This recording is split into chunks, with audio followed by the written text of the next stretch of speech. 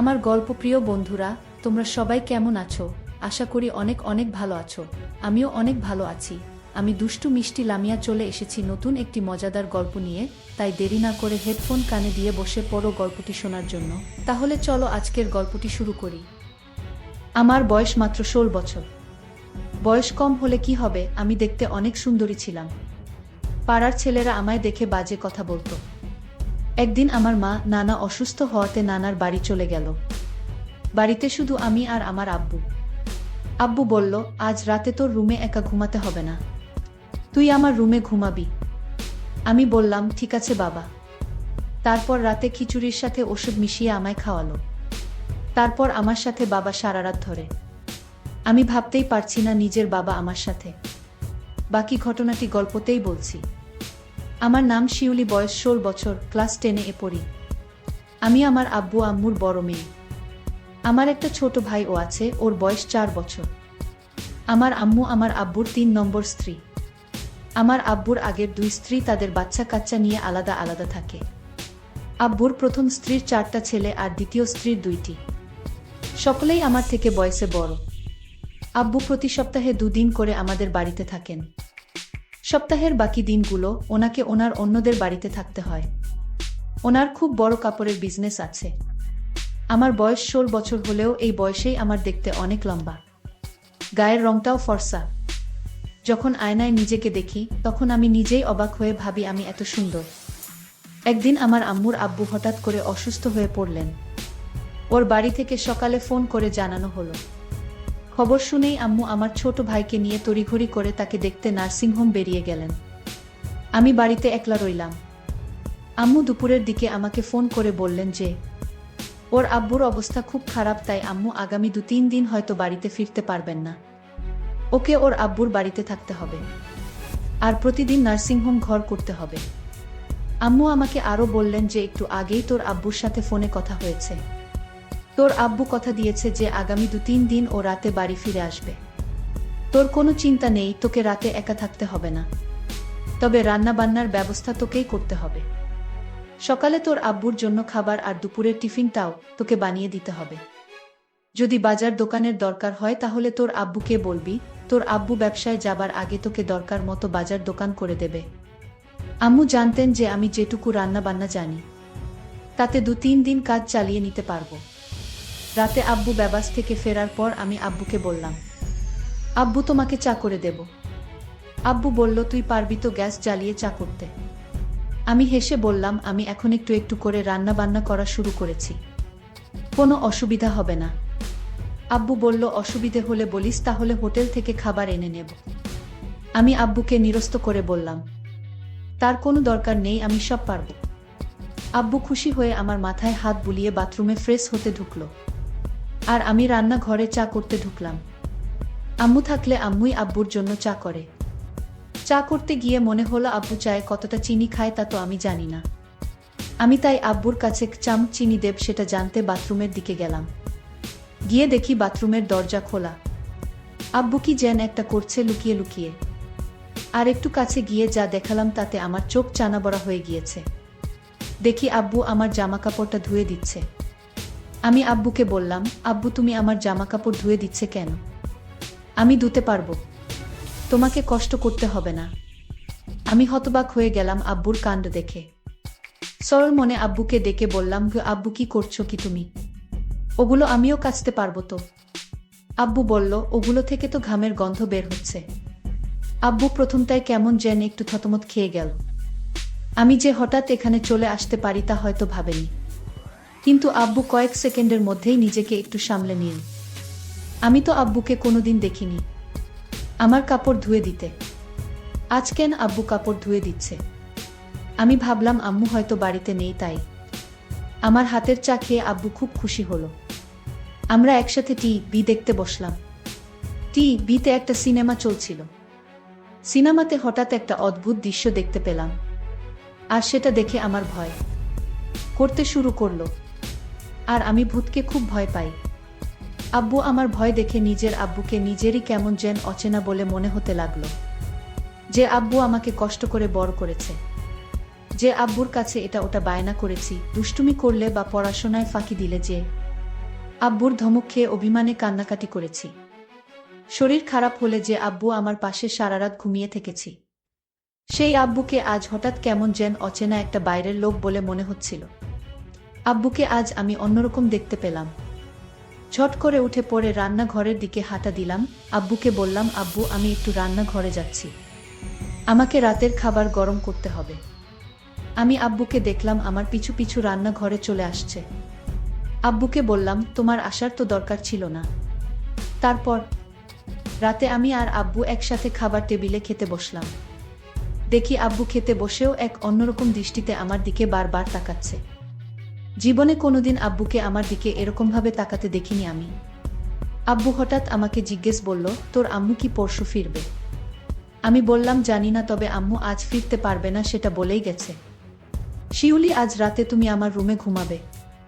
আমি বললাম, কেন? আমি তো আমার ঘরে সব বলে বিছানা করে রেখেছি। আব্বু বলল, আজকে তো তোমার আম্মু নেই, আলাদা আলাদা শুয়ে কি হবে? আর তাছাড়া আমি তোমাকে একা একা রুমে ঘুমাতে দিতে পারি না। আমি বিশেষ না ভেবে মাথা নেড়ে সম্মতি দিলাম। রাতে আমি আম্মুর শোবার ঘরে গিয়ে খাটে মশারি টাঙিয়ে শুয়ে পড়লাম। আব্বু তখন বাথরুমে। আব্বু বাথরুম থেকে ফিরে ঘরে ঢুকে দরজা বন্ধ করে দিল। আব্বু লাইট নিভিয়ে দিল।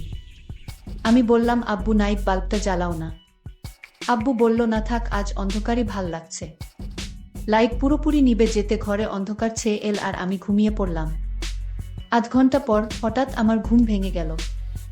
আমার কোনোভাবেই ঘুম আসছিল না। আমি লক্ষ্য করলাম আব্বু ঘুমায়নি। আব্বু এখনো জেগে আছে। আমি আব্বুকে বললাম, আব্বু তুমি এখনো ঘুমাওনি কেন? আব্বু তখন বলল, আমার ঘুম আসছে না মা। আব্বু বলল, তোর মায়ের কথা খুব মনে পড়ছে। আমি আব্বুকে বললাম, আব্বু একদিন হলো না আম্মু বাড়িতে নেই, আর তাতেই তুমি এত চিন্তিত হয়ে গেছো। আব্বুল বলল, মা আমি তোর মাকে অনেক ভালোবাসি।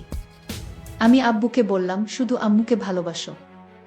আব্বু বলল, এই পরিবারের সবাইকেই ভালোবাসি, তবে তোকে একটু বেশি স্নেহ করি। জানো আব্বু, পাড়ার বদমাস ছেলেগুলো মাঝে মাঝে আমার দিকে কেমন দৃষ্টিতে তাকিয়ে থাকে। এ কথা বলতেই আব্বু এরকম অদ্ভুত আচরণ করছিল, ঠিক বুঝতে পারছিলাম না। তাছাড়া আব্বু আমাকে এখন তুই তুই করে না বলে মাঝে মাঝেই তুমি তুমি করে কথা বলছিল। আব্বু, আমাকে তুমি এরকম করো না, তুমি আমার বাবা। আর তুমি আমাকে তুই তুই করে না বলে তুমি তুমি করেই বা কথা বলছো কেন? তোমাকে খাইয়ে পরিয়ে অনেক স্নেহ ভালোবাসা দিয়ে বড় করেছি, অনেক টাকাও খরচ করেছি আমি তোমার পেছনে। আমি আজ তোমার কাছে এমন একটা জিনিস চাইবো, তুমি আমাকে দিবে মা? আমি আব্বুকে বললাম, আব্বু তুমি এভাবে বলছো কেন? আমি তোমার মেয়ে, আমি তোমার সব ইচ্ছা পূরণ করতে পারি। আব্বু তখন খুশি হয়ে বলল, মা সত্যি আমার একটা ইচ্ছা ছিল, সেটা তুমি পূরণ করবে। বাবা তুমি কেন ভয় করছো? আর আমি তোমার মেয়ে, আমার কাছে কোনো কিছু লজ্জা পেলে চলবে। তুমি বলো আমার কাছে কি চাও? বাবা তখন বলল, আচ্ছা মা, আমি তোমার আম্মুর সাথে যা করি আমি তোমার সাথে তা করতে চাই, তুমি কি তাতে রাজি? আব্বু তুমি এসব কি বলছো? আমি তোমার মেয়ে, আমি কি বড় হয়ে গেছি যে আমি তোমার সকল কথা রাখতে পারবো? আমি তো এখনো অনেক কিছু বুঝি না। আমি আব্বুকে বললাম, আব্বু আমি তোমার মেয়ে, আর তুমি কি বলছো এসব? আমি এই কথা কিছুতেই রাখতে পারবো না।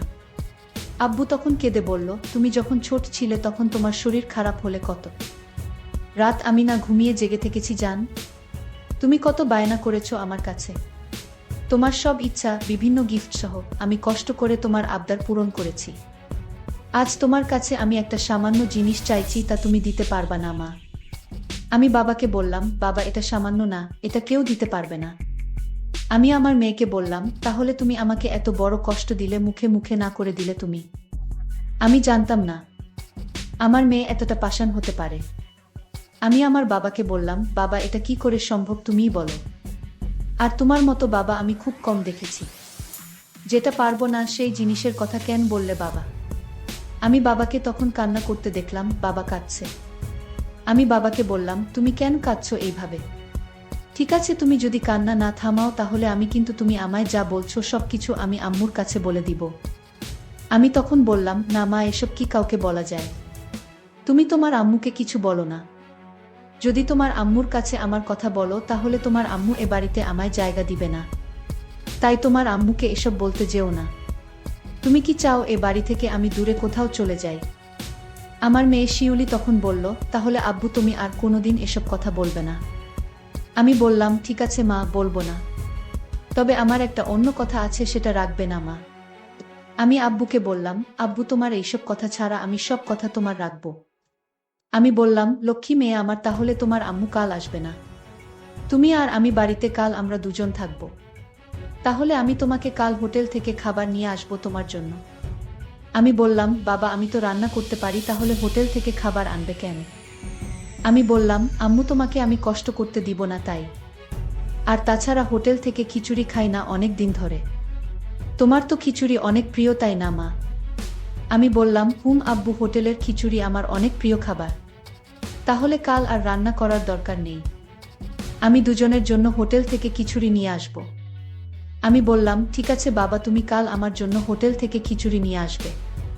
পরের দিন আমি সারাদিন ঘরে বসে টিভি দেখছিলাম। আর বাবা বাজারে চলে গেল।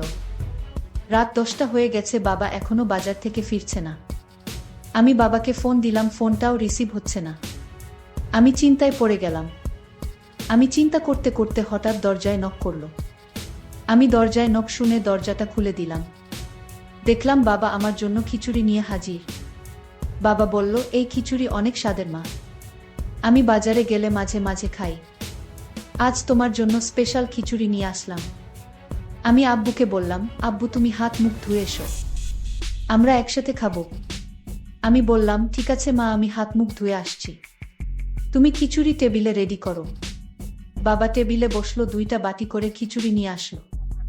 বাবা বলল, হঠাৎ বল মা, আমার শরীরটা খারাপ লাগছে, আমি এখন কিছু খেতে পারবো না, তুমি খেয়ে নাও। আমি বললাম, না বাবা, তোমার খেতে হবে, নইলে আমি খাবো না। বাবা বলল, মা আমি অনেক খুশি হলাম, কিন্তু আমার খেতে ইচ্ছা করছে না, হঠাৎ কেন জানি। আমি খেতে পারবো না মা, তুমি সবটুকু খিচুড়ি খেয়ে নাও। মা যদি পারো তাহলে আমাকে 1 গ্লাস ঠান্ডা পানি দাও। বাবার এই মক্কল আমি বুঝতে পারিনি। আসলে বন্ধুরা, বাবা কেন খিচুড়ি খেতে চাইলো না তা যদি তোমরা জানো তাহলে তোমাদের হুঁশ উড়ে যাবে। এই খিচুড়ি আমি খাবার পরে আমার কি হয়েছিল এবং বাবা আমার সাথে কি করছিল তা জানতে ভিডিওটি শেষ পর্যন্ত দেখতে থাকুন। আর ভিডিওর মধ্যেখানে একটা কথা বলতে চাই, আমি সবসময় তোমাদের জন্য খুব কষ্ট করে ভিডিও তৈরি করি, তাই ভিডিওতে কষ্ট করে একটি লাইক করে দাও। আর এরকম মজার মজার ভিডিও পেতে আমার চ্যানেলটিকে সাবস্ক্রাইব করে পাশে থাকবেন। যাই হোক বন্ধুরা, আমি সেই খিচুড়ি বাবার আদেশে খেয়ে নিলাম।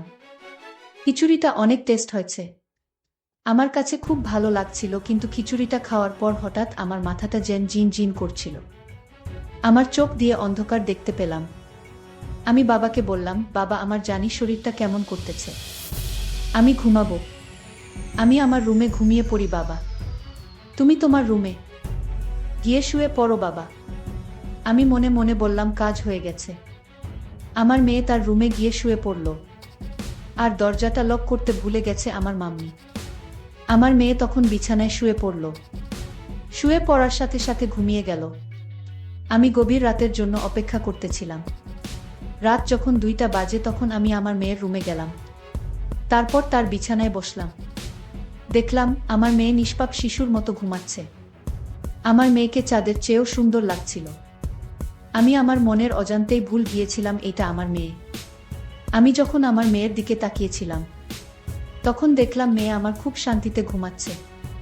আমার মাথায় মাথায় বারবার জানান দিচ্ছিল, আজ তোমার সুযোগ, আজ তোমার এই সুযোগ কখনো চেয়ে দিও না, কারণ এই সুযোগ তুমি আর পাবে না, আর তাই আজ তোমার সময়। আমার মাথায় এই চিন্তা ভর করল। হঠাৎ লক্ষ্য করলাম আমার মেয়ে আমার দিকে তাকিয়ে রইল। মাত্র দেখলাম ঘুমিয়ে আছে, হঠাৎ চোখ খোলা, এক দৃষ্টিতে আমার দিকে তাকিয়ে রইল। আমি একটু ভয় পেয়ে গেলাম। আমার মেয়ে কিনা কি মনে করে এত রাতে তার রুমে আমি আমার মেয়েকে বললাম, মা তুমি মশারি টানাতে ভুলে গিয়েছো, কিন্তু তোমায় মশায় থেকে বাঁচাতে আমি মশারি টানিয়ে দিতে আসলাম। দেখি আমার মেয়ে কোনো কথা বলে না, আমার দিকে এক পলকে চেয়ে রইল। আমি বললাম, মা তুমি কথা বলছো না কেন? আমার আরও একটা জোরে ডাক দিলাম, মা তুমি কথা বলছো না কেন? আমি আমার মেয়ের নাকের কাছে হাত দিয়ে দেখলাম সে নিঃশ্বাস নিচ্ছে না। আমি বুঝতে পারলাম আমার মেয়ে দুনিয়াতে নেই, আমার মেয়ে মারা গেছে। আমি চিৎকার করে কান্না করে বললাম, আমি একই করলাম, আমি আমার মেয়েকে নিজের দোষে দুনিয়া থেকে বিদায় করে দিলাম। আমি তো জানতাম না যে এই খিচুড়ি খেলে মেয়ে মারা যাবে। আমি ভেবেছিলাম ঘুমিয়ে থাকবে, কোনো হুঁশ থাকবে না। এখন তো দেখি আমার মেয়ে মারা গেছে। আমার শাস্তি হওয়া উচিত। আমি এভাবে চিল্লাতে থাকি। বন্ধুরা, আজকের গল্পটি এখানেই শেষ করলাম। ভালো লাগলে চ্যানেলটি সাবস্ক্রাইব করে পাশে থাকবেন। ধন্যবাদ।